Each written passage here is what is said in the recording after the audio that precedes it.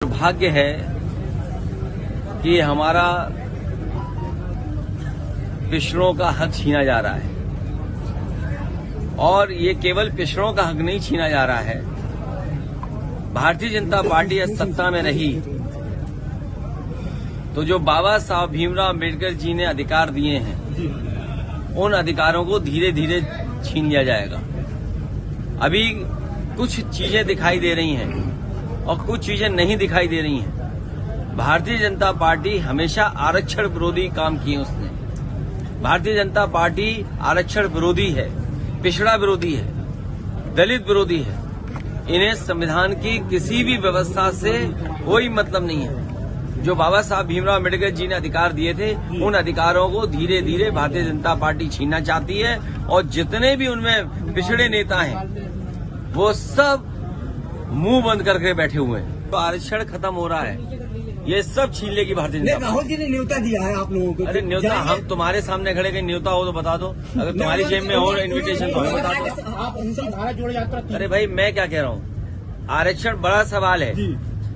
अरे भारत जोड़ो अपनी जगह है, आंदोलन हम उनके आह्वान से भावनात्मक हमारा जुड़ाव है, लेकिन हमें कोई इन्विटेशन नहीं मिला है।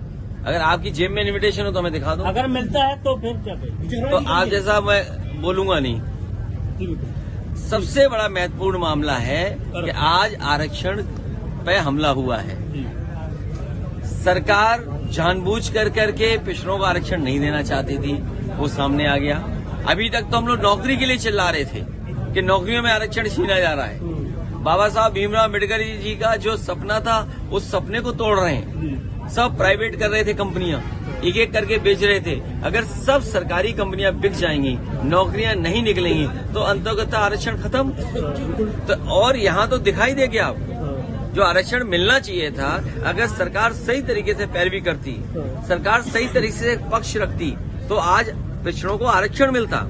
और जनगणना की बात कोई पहली नहीं हुई। ये बात आप याद कीजिए, जिस समय जाति जनगणना की बात हुई, समाजवादी पार्टी इस पक्ष में रही कि सभी जातियों की जनगणना की जाए, लेकिन आखिरकार भारतीय जनता पार्टी को कौन रोकता है कि जनगणना ना करे।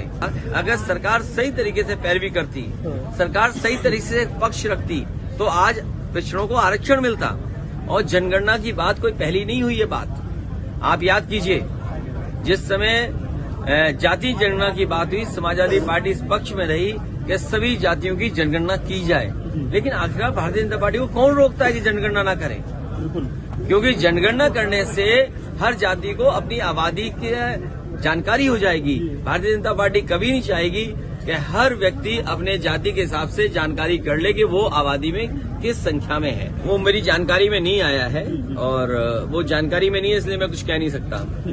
Okay, thank you. चुनाव में कितनी मजबूती के साथ सभा खड़ी होगी? अरे पहले आरक्षण बचाओ फिर चुनाव लड़ो। हाँ, पहले आरक्षण बचाओ। और आरक्षण बचाने के लिए अगर समाजवादी पार्टी को सुप्रीम कोर्ट भी जाना पड़ेगा, हमारे पिछड़े जो संगठन के लोगों ने अगर आरक्षण बचाने के लिए सुप्रीम कोर्ट जाना पड़ेगा तो हमारी पार्टी के लोग जाएंगे।